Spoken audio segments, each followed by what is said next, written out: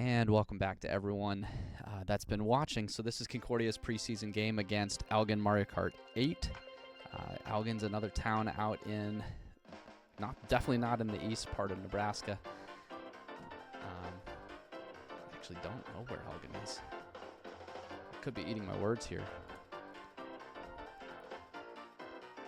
Okay, yeah, Elgin is... Elgin's, just a little bit north of Grand Island, west of Norfolk. Small little town out there. Here we are at Concordia in Omaha.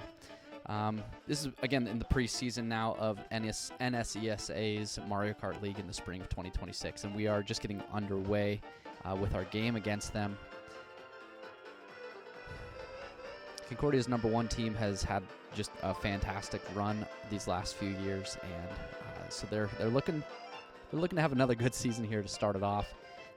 These preseason games don't mean anything for the overall rankings, but they do give both teams a good amount of practice. And so, Mushroom Gorge picked for the first race, which brings up some good points. Hey, this year in the NSESA, they switched the league to play versus, so that that also means a new set of rules to be used. And as you saw, every person was picking random for the courses. That just means no one knows what courses are going to be chosen for every single race. Looks like Mushroom Gorge, or as we fondly call it, Mushroom George. And Concordia loves this track. It's got really awesome cuts. Here you see the person in first place getting ready for a super bounce. Yep, they're going to try it.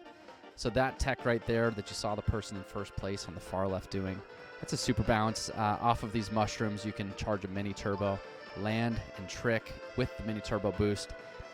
The combination of less air time and the mini turbo speed gives you quite a big time loss compared to those that don't do it. So it's a pretty important thing to know on this track in particular. Another thing that's important here, you see 7th and 8th place. They're trying this gap jump. Player in 6th place just barely got it and used a star and went into the off-road. Mushroom Gorge has a huge gap at the very end that you can cut with mushrooms, you can cut it with stars, you can cut it with a bullet. You can fearlessly jump through that gap with a bullet and just cross your fingers. But the technique is just something that every player, a bad bounce off the mushrooms for first place there. But if you've got a mushroom coming up to the last gap, you can just start a drift about at the edge of the grass. You give it a nice mushroom boost and a hop. You mushroom earlier than that, and you should clear it if you hold tight left. There's different variations of the cut. There's a nice one where someone would jump over the fence that blocks part of the cut. Concordia was bagging intentionally the players on the two players on the right screen. They were hoping to get mushrooms or cut items like that so that they could run them up and then in the third lap just cut in first place or second place. Concordia's having a hard time of things here, falling off those mushrooms. But we'll see how it ends up. Here we are in the last lap. 4th place has a mushroom, takes the gap cut successfully, and ends up taking 2nd place behind Concordia's 1st place. Elgin coming in 3rd and 4th and 5th, and Concordia finishing 6th and 7th. And Elgin bringing up the rear in 8th. So that'll bring the score to 23-16 Concordia. 23-16 Concordia. I'll update those scores on the board here. I'm not going to be updating the player scores individually for this run through. This is a re-recording of the game just to get a better view of Concordia 1's races. In the previous recording, we had them in the bottom left-hand corner of the screen and just sort of a picture-in-picture. But here we go. Into race 2, we've got Yoshi Valley. In the NSESA, the Nebraska Schools Esports Association, the Mario Kart teams run Grand Prix, and they run a best-of-3 format for Grand Prix. So this is the second race of the first Grand Prix. Whichever team wins the first Grand Prix just counts for a win. Then they go into the second Grand Prix, and whoever wins that one, that counts for a win. And the first school to win 2 out of the 3 Grand Prix wins. So it could be over. It could be over just after 2 Grand Prix. It could take 3. And there's tiebreaker situations as well if it ever comes to that, but usually doesn't. A couple years ago in the state tournament, I remember a tiebreaker situation in Donut Plains 3, and it was just over and over Donut Plains 3. And if you know it, that's a terrible map to be running tiebreakers in because it is so chaotic. But here we are in Yoshi Valley. Lots of winding paths in this one, some good cuts, especially there at the end of the lap. This tiny little bridge path that you see first and second place and now third place coming up to. It is the fastest path that's available from all of them, but it doesn't have the most coins available to it. So there is a slightly slower path. It looks like Elgin is taking it.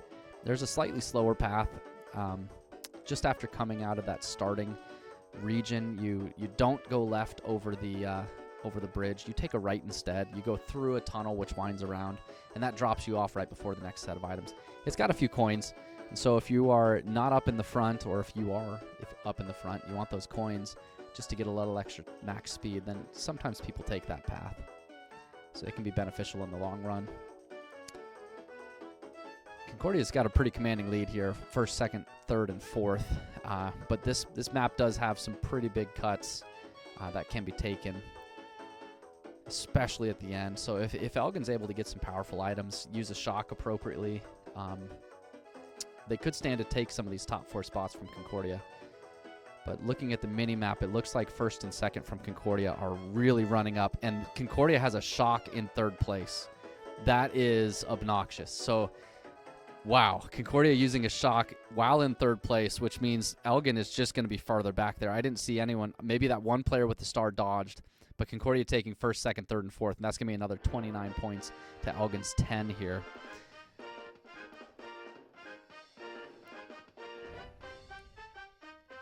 Update the scores here for us. So that puts it at 52-26. I'll just keep track of the scores for Concordia in the player positions. Okay, wow, so Concordia's coming out to a big lead. So the new rule set.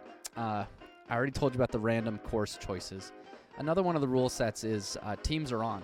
This is new for the NSCSA this year. They used to have teams off, which meant friendly fire was a thing. You could absolutely pull a shock and then shock your own team at an inopportune time. But this year they have teams on, and so you can't shock your own team. You can red your own team if the red shell hits them by accident, but red shells will not actively target your own teammates. So we're still waiting to see how this is going to play out, but it can create some pretty big unfair situations like what you just saw. Concordia loves Bangkok Rush. The racers that race the Inklings right now. So first player on the far left, third player from the left, the 2 Inklings. They have been competing to break 150, I think, on Bangkok Rush. And that's a very exceptional time in time trials. So I don't know how this is going to end up for Concordia, but I'd hate to be Elgin right now if I knew that Concordia's players had time trialed it as much as they do. I don't know why they like this map so much. Personally, I don't know. It's not my favorite, but it is fine. It's good.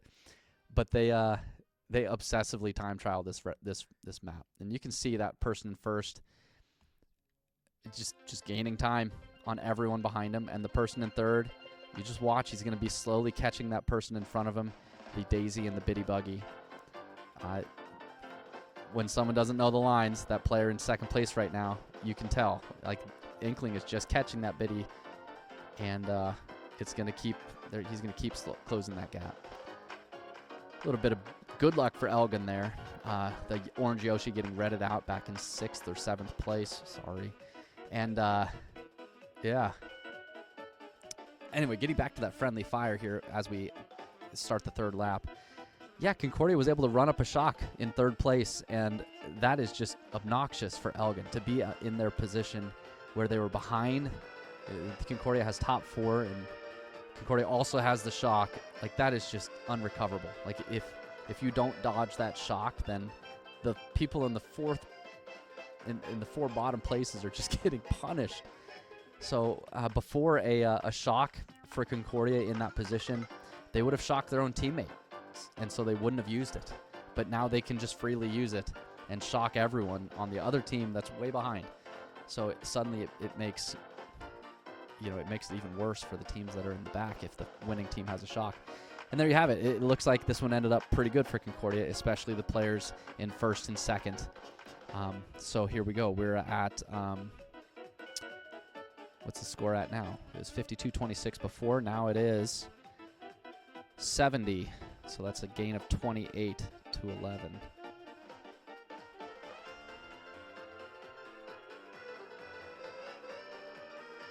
So here we go into the last race of the first Grand Prix. Concordia has clinched a win.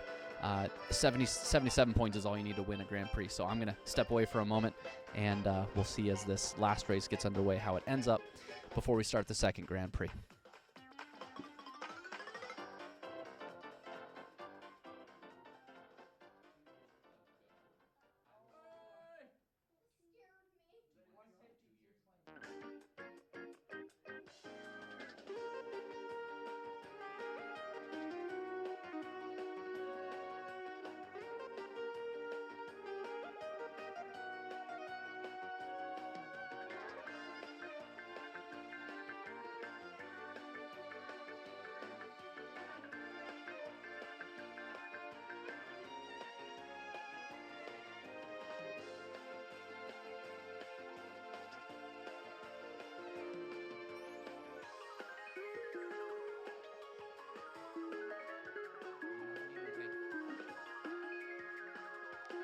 All right, and we're back at it. Bowser's Castle. Wonderful course. 4 years ago in the first years of Concordia's Mario Kart teams, Concordia's first team of Sam Martin, Caden Carell, Andrew Casper, Major Ferrens, Cale Segerson. These guys, they time trialed this course religiously, and it wasn't because they liked it. It was because it's just a challenging course. That first team picked out what they thought to be the hardest courses in the game and just decided we're going to time trial all the hardest courses. We're going to trust that the easy courses are just faster by us just getting better at the hardest ones. And so they took that challenge on, and there we have it. First player dropping a bomb in I don't know if they knew their first or their teammates were right behind him in second and third, but they trapped the double right where their teammate was going. Could have gotten them into some trouble there. But this one's looking pretty strong for Concordia as well. First, second, and third at the moment going into lap 3 with the Daisy and the Biddy Buggy far right in 7th place using a bullet. They were about to get hit by a red shell. Very smart bullet play there to avoid the red and gain a few places in the process. We'll see what they pick up here. They've got triple shrooms behind. That'll be good for the last cut if they can make it there. They'll probably use those mushrooms in 6th if they pick up something else. That's a bit of hard luck for 6th place there, Concordia. Elgin in 4th and 5th, and 7th and 8th at the moment. This big cut right at the very end, you might see Concordia's 5th place get bulleted. It's not what I was about to say. That is unfortunate for Concordia's player back there, but a ghost and a golden should bring him to the end in 6th place. It's a bit of an unfortunate turnout for them, but still plenty of points to win Concordia the first set. I think it's going to be 107. I think it's going to be 107 to 49. So 27 more points there. 107 to 49 is the ending of that first one.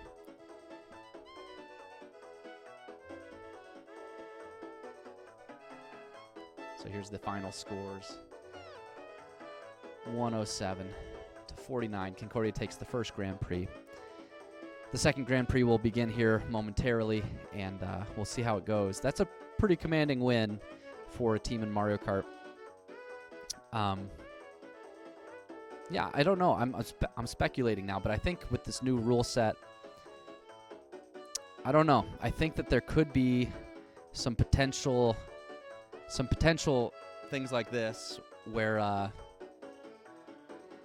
hey, I'm just commentating your guys' game. I'll talk to you as if I'm actually commentating too. One of the players from Concordia's first team just came in. Since this is a re-record, he's watching now, and I'm just talking to him. But this is a pretty commanding win, 107 to 49. If a team in last year or the year before had won by this, I would say that's a very, very big win. Because things like friendly fire, things like shocking your own teammates, it's like That's just what happens. Like that, you're not able to score as many points because in part your own team is hurting you, right? This year that is not even allowed. Like with the teams on, you can't even hit your own teammates, right? So do you think there's going to be more games where the scores are split, really big to really little?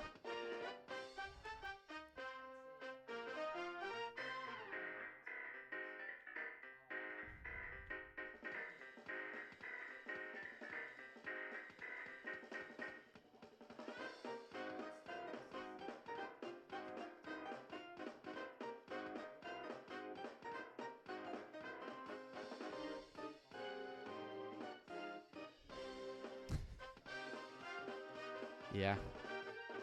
Yeah, so I think he agrees.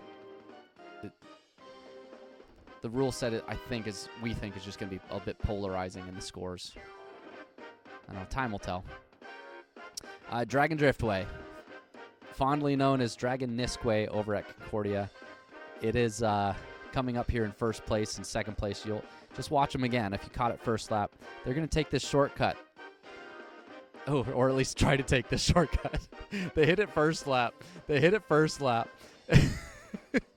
And there you saw the person in fifth place take it, the one holding a blue shell. You can, it's a bit of a maneuver, but it's pretty consistent. Taking a quick, both a red shell and blue shell passing. If you take a mini turbo and get a purple mini turbo or a yellow mini turbo, if I'm not wrong, around the turn coming out of the Dragon, careful hopping and correcting your line can lead you to just a blue mini turbo, so that you can leap across the gap and save yourself something like 2.5 seconds. First place just took it. That just saved him 2.5 seconds over people that can't take it. Third place is going to miss it. That's a miss for sure. But if you do it enough, you get the hang of it. And at 2.5 seconds a lap or 7.5 seconds for a whole race, it's just worth it. If you hit it 2 out of 3 times, it's just worth it. So players that really put the grind in here, they can figure this out. They can do pretty well. So 1, 4, 3, and 2 looks like 1, 4, 3, and 2 for Concordia to finish that first race. 1, 4, 3, and 2. I'll get the scores up this time. And I will put them in now per player. So 1, 4, 3, and 2. So Elgin took bottom 4 again. So okay, bit of a rough start for Elgin to start the second Grand Prix. Yep, courses like Dragon Driftway, again, just like Bowser's Castle, one of those hard tracks that first year of Mario Kart people decided we're gonna play it. We're gonna time trial it until our thumbs bleed, and we're just gonna be really good at the hard courses. I still remember Sam Martin and Caden Carell for the first time hitting that Nisk in Dragon Driftway, how excited they were, and they were tracking their percentages. You know, can I get it 1 out of 4 times? Can I get it 1 out of 3 times? Can I get it to like 80%? You know, it was just an exciting time. And now we've just got these expert racers, pardon me, Titan racers, that they just do it. It like that first year, it was the Wild West. No one knew what was going on for us here at Concordia, and now a lot of people just know what's going on, and they have all these techniques that, man, our first year we could only dream of. But here we go. This is Daisy Cruiser. This is one of the new additions from Play vs. Rules as well. It's not all, you know, teams are on and now things are different. It's harder to hit your own team. You know, it's more imbalanced if the winning team has a shock. It's not all necessarily bad things. There's some great things like having DLC tracks like Daisy Cruiser. In years past, no booster course pass tracks were allowed. So no Daisy Cruiser, no Mushroom Gorge, none of them. You had the original 48 tracks, and now we've got all 96 for Mario Kart 8 Deluxe, which is exceptional. I was hoping that this would happen some year, and it did. So here we are. We all got our wish. Well, at least some of us got our wish. And on Daisy Cruiser, it looks like 1st, 2nd, 4th, and 5th for Concordia. 4th place in a Star Bullet. Elgin coming up in a Bullet. And Elgin having a shock here at the start of lap 3. We'll see what that can cause for them to happen. Mini-map first and second are up there quite a bit, but there is one Elgin player right there with them. It's tough when you're up there by yourself. They dropped pretty quickly into third place, and now Concordia is backing reds and has a green to defend against that third place. We'll see if that Elgin player can sneak into second or first by the end, but it's not looking good. They're nowhere to be seen. We might see first place glancing back and backing, and they did, but it didn't end up mattering. Concordia is 6th and 8th. 6 somehow sneaks out of 5th place, so we're at 2-1-6-8. 2-1-6-8.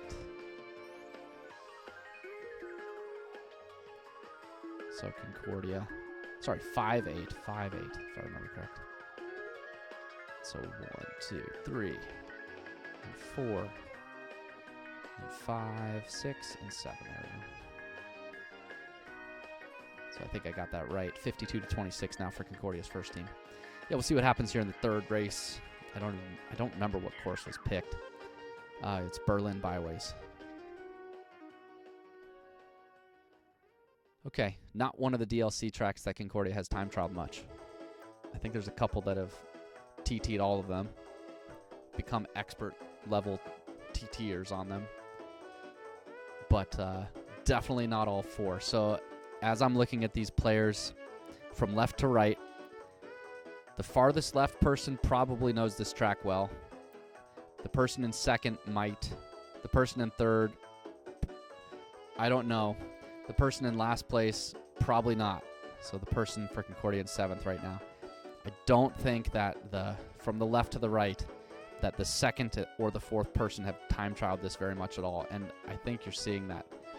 They took a trick right into a fence right there, right? So I don't know. We'll see how this one goes. I can't remember from the actual race, but I don't think it matters.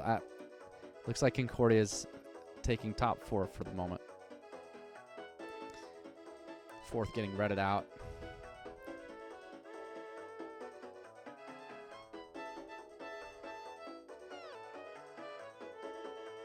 Yeah, if this goes well for Concordia again, then it'll be, again, a sure thing, a sure victory, even without doing the 4th race. We'll see.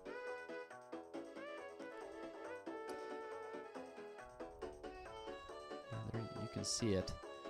Looks like I'm happy. Looks like I'm happy to be wrong. I think the players that I said might not know this track, I think they know the track pretty well. Concordia's 2nd place, throwing a red shell up at their 1st place player for some reason.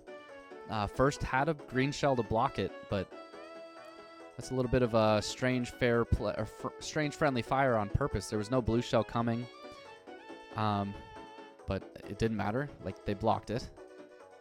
We'll see if 2nd place does it again. They have another red shell. I hope they don't, but they do. Okay, so they must be relying on the fact that the Reds don't target your own teammates. But it's still risky. The red shell still goes forwards. It still travels through the center of the track. So you're still capable of hitting your teammate if they're in the front, or if they're in front of you and they're in the middle of the track. So that's a little bit weird, but it didn't matter. We had 4-2-5-1. 4th, 2nd, 5th, and 1st. Okay, that puts Elgin at 8 and 7 and 3 and 6. Okay, so Concordia's officially clinched at 79-38. So the last track will be run, but it's already a win for Concordia.